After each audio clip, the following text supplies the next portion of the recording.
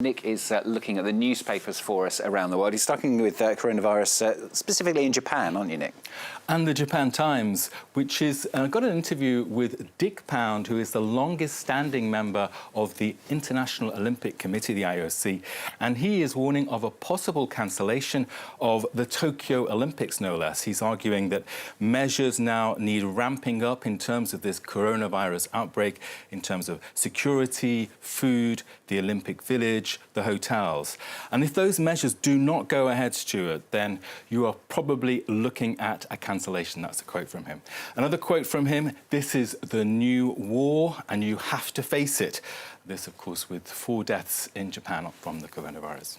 And, of course, one US publication you found looking at the story, saying a reserve fund, if you like, could actually cushion the blow if the Games are not able to go ahead. Well, this is the US magazine Fortune, which says there's around $900 million to help finance global sports. It's pointing out that a number of global sporting events and Olympic qualifiers, specifically in Asia, have already been cancelled because of coronavirus. Now, if there was a cancellation, Dick Pound is saying there is still, to get to that point, there's still 3 months to reflect on that. If it did happen, it would be the 4th time since, when was it? The First World War, there was a cancellation, and twice in the Second World War. Lots of the papers covering the economic angle. I'm going to just choose one, the front page of Libération, which is reporting on the economic hit for the planet and in France.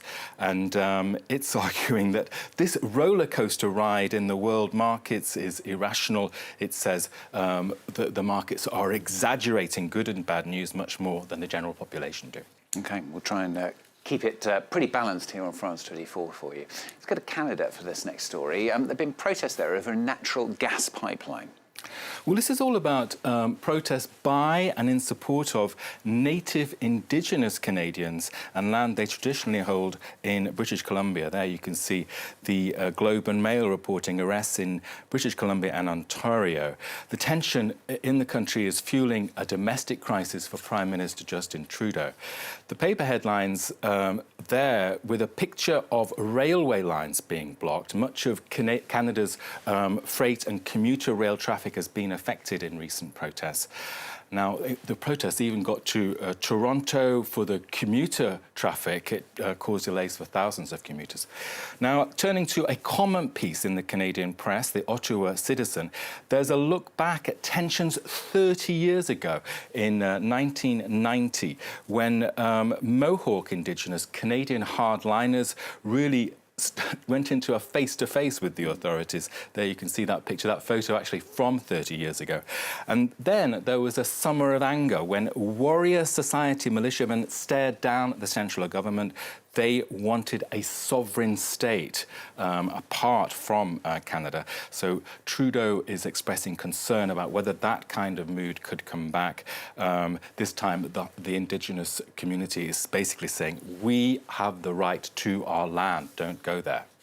Finally from Nick, he's going to talk about something that Nick and I are both obsessed with. I'm sure you are as well. This is toning up the stomach muscles after the winter feeding season, at least in the Northern Hemisphere as well. Pretty daunting task, but one man has broken his own world record for planking. I half heard about this and I didn't even know what planking was, so tell us, Nick. Well, it's that whole moment in time when you're at the gym and you've got your elbows and your toes on terra firma, but the rest of you is in midair and you hold on tightly. And in George Hood's case, he's 62 years of age and a former Marine. He's toning those muscles for a record 8 hours, 15 minutes and 15 seconds. That bust his own record by 14 minutes. Wow. And the headline there, you can see "Core Blimey" from The Guardian. He looks in pain, actually, yes, I have to say. But Core Blimey misspelt, of course. It's C-O-R-E there, the core of his body actually getting those extra muscles. Now, The Guardian has insider tips for beginners. Oh, that's you and me, Stuart. 30 I'm seconds, not a beginner. 30 seconds maximum a few times a day. Then you add 10 seconds, drip, drip, drip. And yes, you should be shaking. It should haunt you. You should shake to the core. OK. So if we keep doing it to the end of the year, I wonder how many seconds or minutes we'd get to. I'm off for a hot chocolate and a cake. OK, nice to know. Nick Rushworth with the newspapers here on France 24.